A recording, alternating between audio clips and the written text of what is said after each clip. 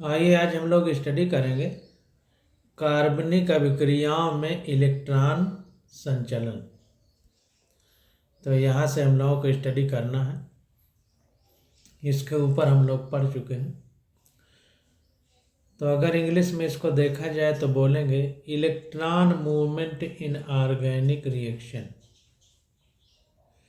तो ऑर्गेनिक अभिक्रिया यानी कार्बनिक जो अभिक्रियाएं हैं उनमें इलेक्ट्रॉन कैसे एक स्थान से दूसरे स्थान पर मूव करता है, गमन करता है, जाता है, इस बात को आज हम लोग समझेंगे। तो देखें, पढ़ते हैं और समझने का प्रयास करते हैं। तो कह रहा है कार्बनिक अभिक्रियाओं में इलेक्ट्रॉनों का संचलन या मूवमेंट मुड़े हुए तीरों द्वारा दर्शाया जा सकता है। तो ये हम लोग ऊपर भी समझ चुके हैं कि मुड़े हुए तीर, जैसे ये यहाँ पर ऊपर देखिए मुड़ा हुआ तीर है, तो ऐसे इसका मतलब है कि इलेक्ट्रॉन इधर से इधर को जा सकता है। तो मुड़े हुए तीर के द्वारा हम लोग इसको दिखाएंगे। अब देखिए आगे देखते हैं। कह रहा है अभिक्रियाओं में इलेक्ट्रॉनों के पुनर्वितरण के कारण होने वाले आवंधन परिवर्तन को यह दर्शाता है। तो ध्यान दीजिए कि जो अभिक्रिया है, तो अभिक्रिया में इलेक्ट्रॉन के पुनर्वितरण के कारण होने वाले आवंधन परिवर्तनों को यह दर्शाता है। तो जो मुड़ा हुआ तीर है, देखिए जैसे बनाया गया है, तो मुड़ा हुआ तीर हमको ये बताता है कि इलेक्ट्रॉन का वितरण हुआ है, पुनर्वितरण यानी फिर से उसका डिस्ट्रीब्यूशन हुआ है। तो इलेक्ट्रॉन किधर से किधर को शिफ्ट हुआ है, और इलेक्ट्रॉन शिफ्ट होने के साथ साथ आवंध यानी बॉन्ड का चेंज किस प्रकार हुआ है, ये चीज हमको बताता है। तो देखिए कह रहा है कि इलेक्ट्रॉन युग्म की स्थिति में परिवर्तन को दिखाने के लिए तीर उस इलेक्ट्रॉन युग्म से आरंभ होता है जो अभिक्रिया में उस स्थिति से संचलन कर रहा है। तो ध्यान दीजिए कि जो हम लोग तीर लगाएंगे तो ये मानेंगे कि जो इलेक्ट्रॉन युग्म है यानी इलेक्ट्रॉन का जोड़ा है, तो जिधर से तीर शुरू करेंगे वहाँ से आरंभ होता है, जो अभिक्रिया में उस स्थिति से संचलन कर सकता है। यानी इलेक्ट्रॉन युग्म की स्थिति में परिवर्तन को दिखाने के लिए तीर उस इलेक्ट्रॉन युग्म से आरंभ होता है जो अभिक्रिया में उस स्थिति से संचलन कर रहा है। तो जैसे यहाँ पर तीर दिखाया गया है, तो तीर यहाँ से इलेक्ट्रॉन इधर को संचलन करेगा। कह रहा है जहाँ यह युग्म संचलित हो जाता है वहाँ तीर का अंत हो जाता है। तो जहाँ से जहाँ पर जाता है वहाँ तक हम लोग तीर लगाते हैं। जैसे इलेक्ट्रॉन यहाँ से यहाँ आएगा, इसलिए यहाँ से प्रारंभ हुआ और यहाँ पर अंत हो गया। तो यहाँ पर देखिए ये दो स्थितियाँ एक ही चीज़ की दिखाई जाती हैं जब, तो हम लोग ये तीर दोनों तरफ दिखाते हैं। जैसे देखिए अभिक्रिया में क्या होता था कि मान लीजिए इससे ये बन रहा है, तो तीर इधर को बनाते थे जिधर रिजल्टेंट होता था, रिएक्टेंट से प्रोडक्ट की तरह। लेकिन यहाँ पर चूंकि एक ही चीज के दो रूप हैं, तो दोनों तरफ को तीर लगाया गया है। देखिए, तो इस बात को समझिए। तो यहाँ पर देखिए ये वाई है, इधर डबल बॉन्ड है, इधर सिंगल बॉन्ड है। तो ये डबल बॉन्ड से इलेक्ट्रॉन इधर शिफ्ट होंगे, इलेक्ट्रॉन का जोड़ा, और एक जोड़ा इलेक्ट्रॉन का मतलब एक बॉन्ड होता है। वही एक जोड़ा एक बॉन्ड बनाते हैं। तो ये एक जोड़ा इलेक्ट्रॉन इधर शिफ्ट हो रहे हैं, तो ये पूरा का पूरा बॉन्ड इधर आ जाएगा। तो देखिए इधर सिंगल हो गया, इधर डबल बॉन्ड हो गया। और डबल बॉन्ड जो होता है उसमें एक सिग्मा बॉन्ड होता है, एक पाई बॉन्ड होता है। हमने आपको बताया था कि जितने भी सिंगल बॉन्ड के अलावा बॉन्ड हैं उनमें एक सिग्मा होता है, बाकी सारे पाई होते हैं। तो एक बॉन्ड मान लीजिए कि सिग्मा है और एक पाई है, तो जो पाई इलेक्ट्रॉन है सिग्मा वाले ज़्यादा अच्छे से बंधे होते हैं, पाई वाले कम अच्छे से बंधे होते हैं। तो पाई वाले ही एक जगह से दूसरी जगह जाते हैं। तो यहाँ पर देखिए पाई बॉन्ड में ही शिफ्टिंग हुई है पाई इलेक्ट्रॉनों में। तो तो यहाँ पर देखिए लिखा है पाई आबंध से निकटवर्ती आबंध स्थिति पर, यानी पाई आबंध से निकटवर्ती आबंध स्थिति पर। तो ये जो पाई आबंध है वही यहाँ पर पाई इलेक्ट्रॉन शिफ्ट होकर के इधर आए हैं, तो ये इधर सिंगल बॉन्ड हो गया, ये इधर वाला, और इधर वाला ये यहाँ पर डबल बॉन्ड हो गया। थोड़ा इंग्लिश वाली बुक में भी देखेंगे तो लिखा है from pi bond two adjacent bond position. तो पाई बॉन्ड से एडजेसेंट मतलब नज़दीक वाले बॉन्ड की ये पोजीशन बता रहा है। इसी प्रकार देखें यहाँ पर हो जाएगा, ये पाई बॉन्ड है, तो पाई बॉन्ड से इलेक्ट्रॉन, अब ये वाई कोई एटम है तो यहाँ पर शिफ्ट हो रहा है, तो तीर देखिए इसके ऊपर लगाया गया है, तो यहाँ पर देखिए इलेक्ट्रॉन यहाँ दो डबल बॉन्ड डॉट डॉट लगाए गए, मतलब इलेक्ट्रॉन का जोड़ा है इसके ऊपर आ गया, तो यहाँ भी सिंगल हो गया, सिंगल इधर था ही। तो from pi bond two adjacent atom, तो ये पाई बॉन्ड से एडजेसेंट एटम यानी नज़दीक वाले परमाणु पर इलेक्ट्रॉन का जोड़ा शिफ्ट हो गया। अब यहाँ पर देखिए इस तरह से अगर बनाया गया तो इसका मतलब ये जो एटम के ऊपर इलेक्ट्रॉन का जोड़ा है, इलेक्ट्रॉन युग्म है, इलेक्ट्रॉन पेयर है, वो इस बॉन्ड पर शिफ्ट होगा। तो ये देखिए यहाँ से ऊपर से बॉन्ड पर शिफ्ट हुआ तो ये डबल बॉन्ड हो गया। तो from atom two adjacent bond position, तो एटम से ये नज़दीक वाले बॉन्ड पर शिफ्ट हो गया इलेक्ट्रॉन का जोड़ा। तो इस तरह से शिफ्टिंग होती है। पाई बंध से नज़दीक आबंध पर स्थित हुआ है, पाई बंध से नज़दीक वाले पर निकटवर्ती परमाणु पर स्थित हुआ, और निकटवर्ती परमाणु से ये निकटवर्ती आबंध पर स्थित हुआ। तो इस तरह से इलेक्ट्रॉन की शिफ्टिंग होती है, ये चीज़ हम लोगों ने समझी। अब देखिए आगे कह रहा है एक इलेक्ट्रॉन के संचलन को अर्ध तीर या सिंगल बार्ब्ड हाफ हेडेड या फिश हुक द्वारा दर्शाया जाता है। तो ये चीज़ हम लोग पीछे भी पढ़ चुके हैं, लेकिन फिर भी अंडरलाइन कर लीजिए कि अगर एक इलेक्ट्रॉन शिफ्ट होगा, जोड़ा शिफ्ट हुए, तो हमने पूरा ये देखिए दोनों तरफ तीर बनाया है। अगर एक इलेक्ट्रॉन शिफ्ट होगा तो सिर्फ एक तरफ तीर बनाएंगे। देखिए एग्जाम्पल बता रहा है कि हाइड्रोक्साइड से इथेनॉल प्राप्त होने में और क्लोरोमीथेन के विघटन में मुड़े तीरों का उपयोग करके इलेक्ट्रॉन के संचलन को इस प्रकार दर्शाया जा सकता है। तो ये एग्जाम्पल हो गया। तो कैसे इलेक्ट्रॉन की शिफ्टिंग होगी इसके बारे में हम लोग अच्छे से समझेंगे। तो यहाँ पर देखिए कह रहा है हाइड्रोक्साइड से इथेनॉल प्राप्त होने में, तो ये हाइड्रोक्साइड से इथेनॉल प्राप्त हो रहा है CH3OH। ये इथेनॉल नहीं मिथेनॉल है। देखिए हिंदी में गलती बहुत है, मेथिल ग्रुप जुड़ा है तो मिथेनॉल है, इथेनॉल नहीं है। इसको थोड़ा इंग्लिश में देखते हैं।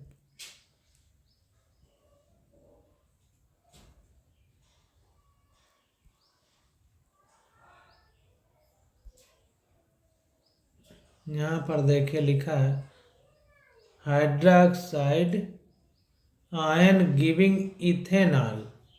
यहाँ पर भी देखिए गलत लिखा है, मिथेनॉल होना चाहिए, इसको सही कर लीजिए। ये इथेनॉल नहीं है, मिथेनॉल है, क्योंकि एक ही कार्बन है। मेथिल एथिल प्रोपिल ऐसे चलता था, तो मेथिल ग्रुप है तो मिथेनॉल होगा, इथेनॉल नहीं होगा। यहाँ पर थोड़ा सा गड़बड़ी है, इसको सुधार लीजिए। तो ये हमारा इथेनॉल नहीं मिथेनॉल होना चाहिए।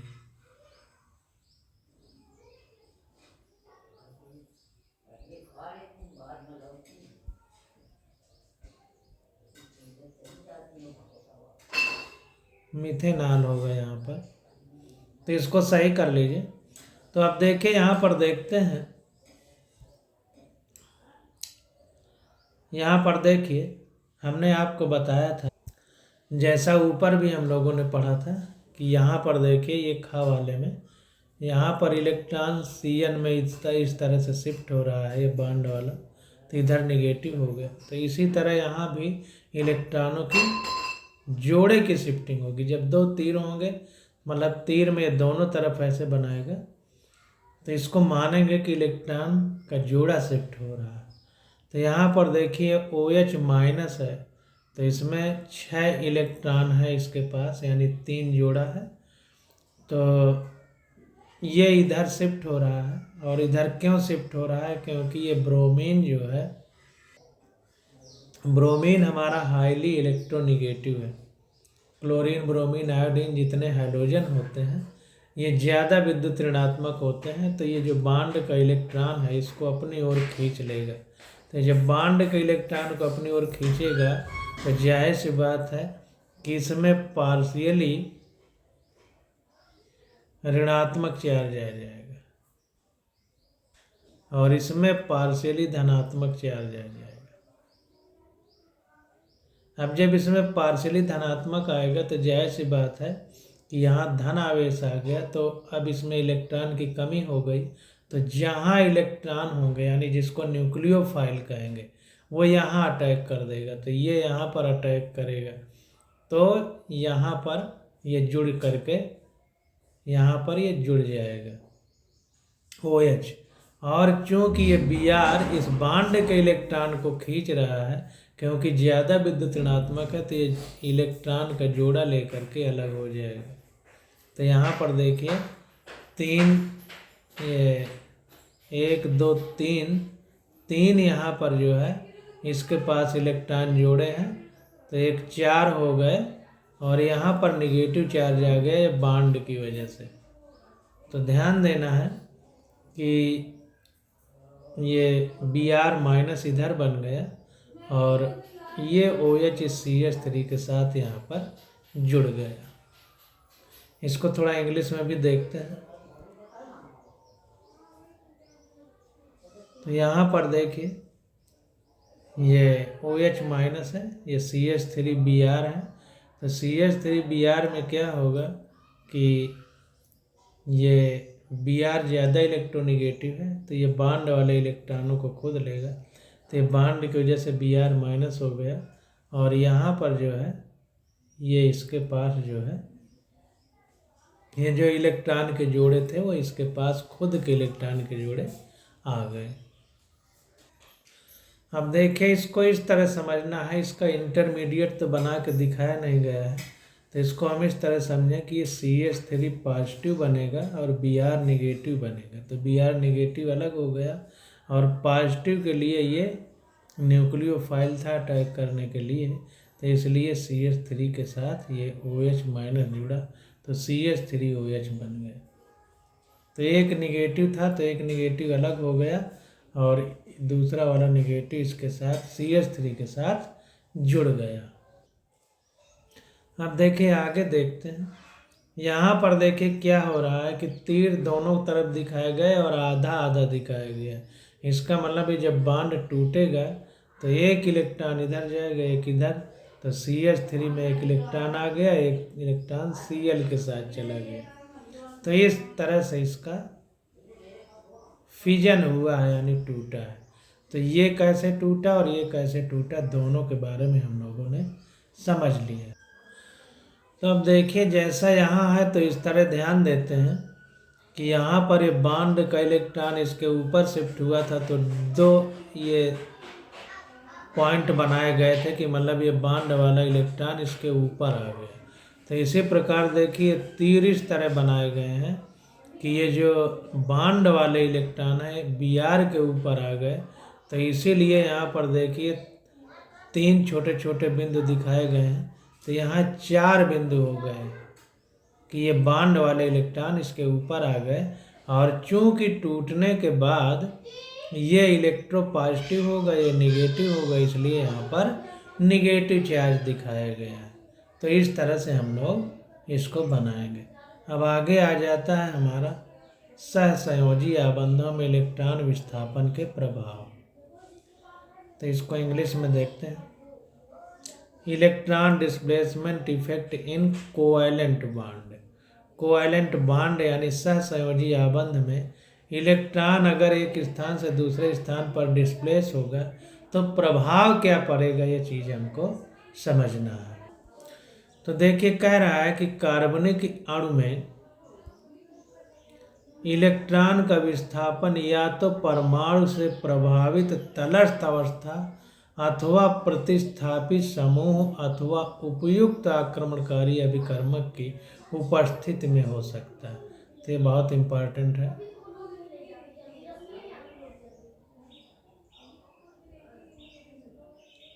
तो ध्यान दीजिए कि कार्बनिक अणु में इलेक्ट्रॉन का विस्थापन या तो परमाणु से प्रभावित तटस्थ अवस्था यानी बेसिक स्टेट में होगा जब यौगिक, तो वहाँ से ऊपर वाली अवस्था में इलेक्ट्रॉन जा सकता है एनर्जी लेकर के। जैसे पानी को जब उबालते हैं तो पानी के अणु, पानी की सतह वाले अणु एनर्जी लेके, हीट एनर्जी लेकर के ऊपर भाप के रूप में जाने लगते हैं। लेकिन अब पानी से और नीचे तो नहीं जा सकते क्योंकि वो तटस्थ अवस्था है, बेसिक लेवल है।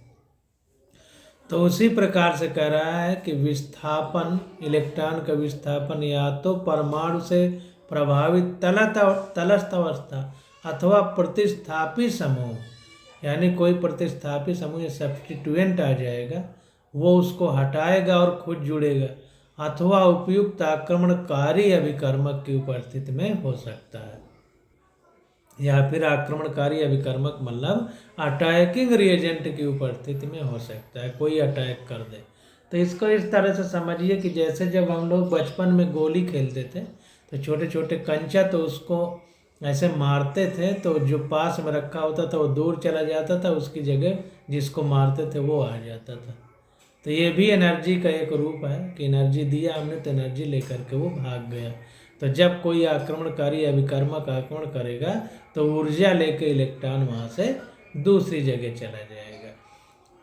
कह रहा है किसी अणु में किसी परमाणु अथवा प्रतिस्थापी समूह के प्रभाव से इलेक्ट्रॉन का स्थानांतरण आबंध में स्थायी ध्रुवणता उत्पन्न करता है। तो ध्यान दीजिए कि अगर कोई प्रतिस्थापी समूह वहाँ पर आता है तो जो इलेक्ट्रॉन वहाँ से जाता है स्थानांतरण आबंध में स्थायी ध्रुवणता उत्पन्न करता है, यानी पोलैरिटी उत्पन्न कर देगा। जाहिर सी बात है कि इलेक्ट्रॉन है, अगर इलेक्ट्रॉन वहाँ से जाएगा तो वहाँ इलेक्ट्रॉन की कमी होगी तो धन आवेश बनेगा, और जहाँ इलेक्ट्रॉन जाएगा वहाँ ऋण आवेश होगा, तो धन और ऋण दो पोल बन जाएंगे। तो पॉजिटिव निगेटिव दो पोल, उसी को डाईपोल हम लोग कहते थे अगर एक ही चीज में दो ध्रुव बनते थे। तो प्रेरणिक प्रभाव या इंडक्टिव इफेक्ट एवं अनुनाद प्रभाव या रिजोनेंस इफेक्ट इस प्रकार के इलेक्ट्रॉन स्थानांतरण के उदाहरण हैं। तो जाहिर सी बात है इलेक्ट्रॉन का स्थानांतरण एक स्थान से दूसरे स्थान पर, तो ये इसके अंतर्गत हम लोग दो प्रभाव पढ़ेंगे। एक तो प्रेरणिक प्रभाव जिसे अंग्रेजी में इंडक्टिव इफेक्ट कहते हैं, और दूसरा रिजोनेंस इफेक्ट जिसे अनुनाद प्रभाव हिंदी में कहते हैं। तो ये इलेक्ट्रॉन के स्थानांतरण से संबंधित दो प्रभाव हैं जिनके बारे में हम लोग अच्छे से पढ़ेंगे। अब देखिए कह रहा है अभिकर्मक की उपस्थिति में किसी अणु में उत्पन्न स्थायी इलेक्ट्रॉन प्रभाव को हम ध्रुवणता प्रभाव भी कहते हैं, पोलर इफेक्ट। इस प्रकार के इलेक्ट्रॉन स्थानांतरण को इलेक्ट्रोमेरी प्रभाव कहते हैं। तो इस प्रकार के जो है प्रभाव को स्थायी जो इलेक्ट्रॉन का प्रभाव होता है ध्रुवणता या पोलरिटी इफेक्ट, और इस प्रकार के इलेक्ट्रॉन स्थानांतरण को इलेक्ट्रोमेरी इफेक्ट कहते हैं। हम निम्नलिखित खंडों में इन इलेक्ट्रॉन स्थानांतरणों का अध्ययन करेंगे। अब जो नीचे खंड दिए गए हैं उनमें इलेक्ट्रॉन स्थानांतरण के बारे में हम लोग पढ़ेंगे। थोड़ा सा इंग्लिश में भी देख लेते हैं, तो इंग्लिश में तो सारी चीज़ें स्पष्ट हैं, और इंडक्टिव इफेक्ट और रिजोनेंस इफेक्ट इसके बारे में पढ़ेंगे। Type of electron displacement, temporary electron displacement effect as seen in a molecule when a reagent approaches to attack it. This type of electron displacement is called electromeric effect or polarizability effect। तो ध्यान दीजिए temporary electron displacement, temporary यानी permanent नहीं, अस्थायी। तो अस्थायी रूप से अगर इलेक्ट्रॉन का स्थानांतरण होगा, डिस्प्लेसमेंट होगा, तो इसे हम इलेक्ट्रोमेरिक इफेक्ट या पोलराइजेबिलिटी इफेक्ट बोलेंगे। तो ये चीज़ सामने आ गई। तो यहाँ पर देखिए टेम्पोररी इलेक्ट्रॉन का जब डिस्प्लेसमेंट होता है तो इसे इलेक्ट्रोमेरिक या पोलराइजेबिलिटी इफेक्ट हम लोग बोलते हैं। अब यहाँ पर देखिए लिखा हुआ है अस्थायी इलेक्ट्रॉन प्रभाव। तो अब आगे देखते हैं इसके बारे में थोड़ा सा। तो जो इंडक्टिव इफेक्ट और मेसोमेरिक इफेक्ट था जिसके बारे में हम लोगों ने चर्चा की अभी, तो अब एक एक करके उसकी हम लोग स्टडी करेंगे। तो पहला है प्रेरणिक प्रभाव या इसी को इंडक्टिव इफेक्ट बोलते हैं। तो हम लोग इंडक्टिव इफेक्ट के बारे में स्टडी करेंगे। तो देखिए कह रहा है कि भिन्न विद्युत ऋणात्मकता के दो परमाणुओं के मध्य निर्मित सहसंयोजी आबंध में इलेक्ट्रॉन असमान रूप से सहभाजित होते हैं। तो जाहिर सी बात है कि अगर इलेक्ट्रोनेगेटिविटी में अंतर होता है, विद्युत ऋणात्मकता में अंतर होता है और दो परमाणु यानी एटम आपस में मिल करके कोई सहसंयोजी यानी कोवैलेंट बॉन्ड बनाते हैं तो उनमें इलेक्ट्रॉन असमान रूप से सहभाजित होते हैं। बराबर तो बटे रहते हैं लेकिन असमानता होती है। इलेक्ट्रॉन घनत्व उच्च विद्युत ऋणात्मकता के परमाणु की ओर अधिक होता है।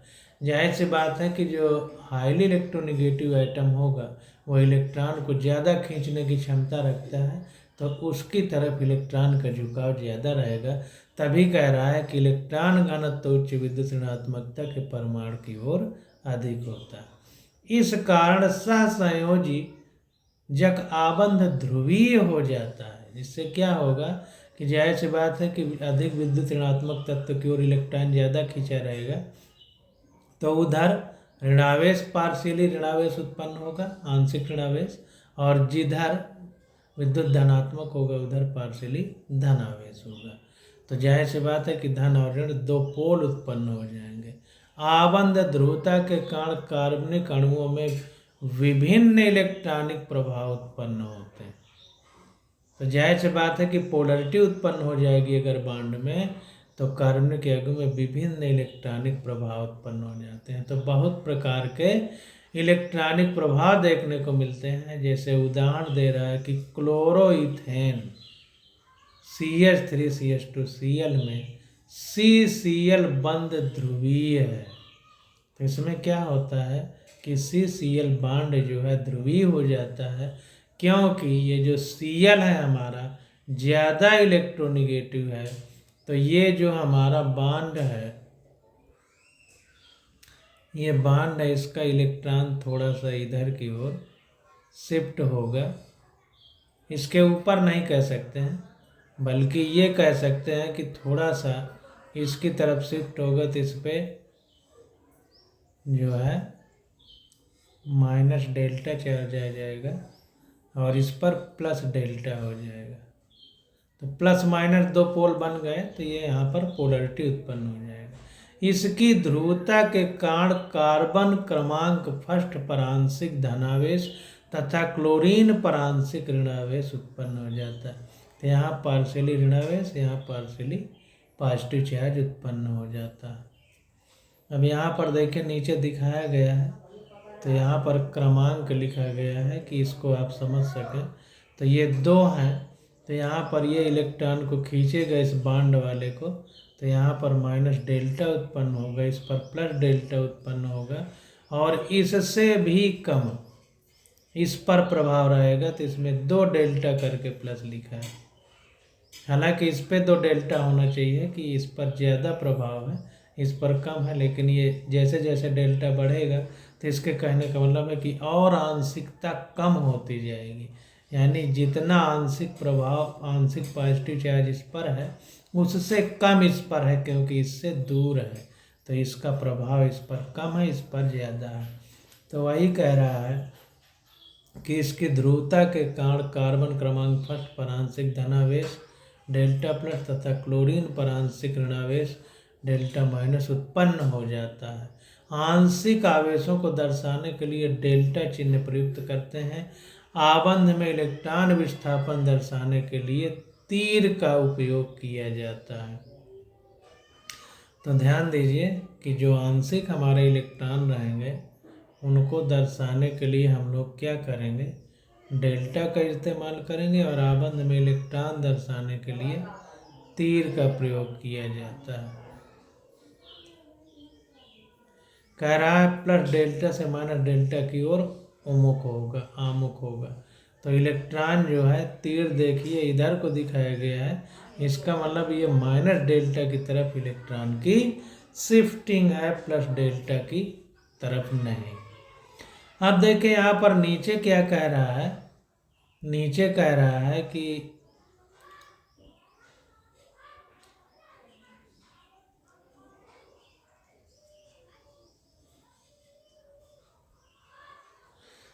कह रहा है कि जो कार्बन पहला वाला है यानी CH2 में जो कार्बन है अपने आंशिक धनावेश के कारण पास के कार्बन आबंध के इलेक्ट्रॉन को अपनी ओर आकर्षित करने लगता है। ऐसे बात इसमें जैसे प्लस डेल्टा आ गया तो ये जो बॉन्ड है इस कार्बन के बीच, तो इसके इलेक्ट्रॉन को अपनी ओर खींचने लगता है।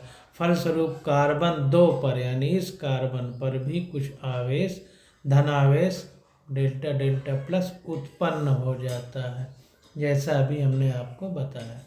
कार्बन फर्स्ट पर स्थित धनावेश की तुलना में डेल्टा डेल्टा प्लस अपेक्षाकृत कम धनावेश दर्शाता है। जैसी बात है, इससे ज़्यादा दूर है और इसके प्रभाव से इस पर उत्पन्न हुआ है, तो इसकी तुलना में इस पर धनावेश कम होगा।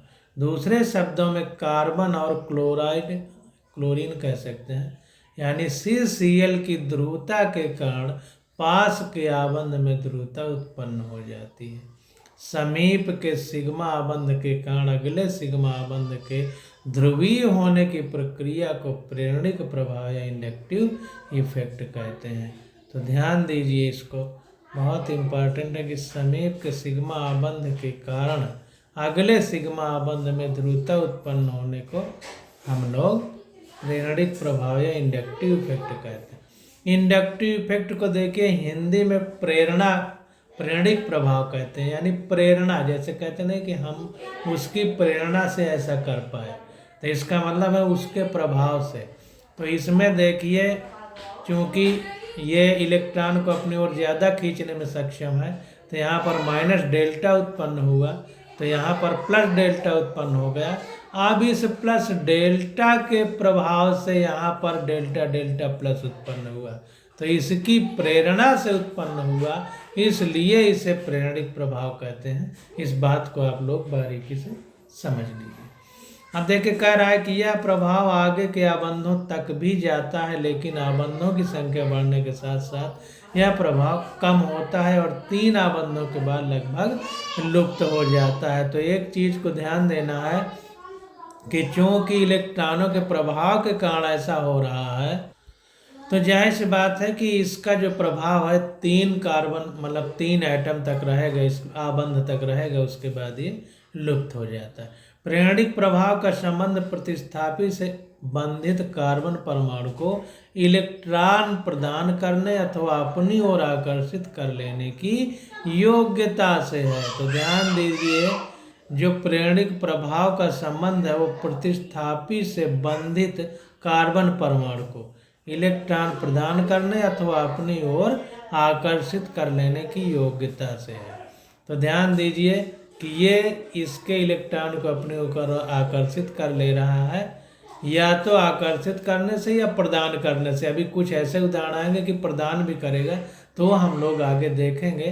तो इस योग्यता के कारण यहाँ पर इंडक्टिव प्रभाव या इंडक्टिव इफेक्ट उत्पन्न हो रहा है। इस योग्यता के आधार पर प्रतिस्थापियों को हाइड्रोजन के सापेक्ष इलेक्ट्रॉन आकर्षी यानी इलेक्ट्रॉन विड्रॉइंग या इलेक्ट्रॉन समूह के रूप में वर्गीकृत, इलेक्ट्रॉन दाता समूह के रूप में वर्गीकृत किया गया है।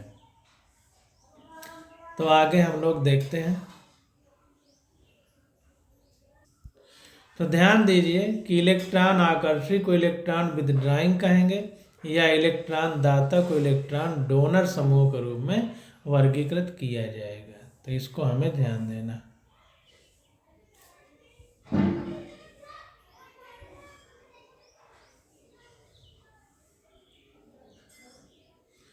इसको भी अंडरलाइन हमने किया है कि प्रेरणिक प्रभाव का संबंध इलेक्ट्रॉन का संबंध प्रतिस्थापित समूह के बंधित कार्बन परमाणु को इलेक्ट्रॉन प्रदान करने अथवा अपनी ओर आकर्षित कर लेने की योग्यता से। तो प्रदान भी कर सकता है, अपनी ओर आकर्षित भी कर सकता है। इसको दो तरह से देख सकते हैं कि जैसे यहाँ पर देखिए इलेक्ट्रॉन को आकर्षित कर रहा है और ये इलेक्ट्रॉन प्रदान कर रहा है। तो जो इलेक्ट्रॉन दे रहा है इलेक्ट्रॉन विथड्राइंग ग्रुप होगा और जो इलेक्ट्रॉन ले रहा है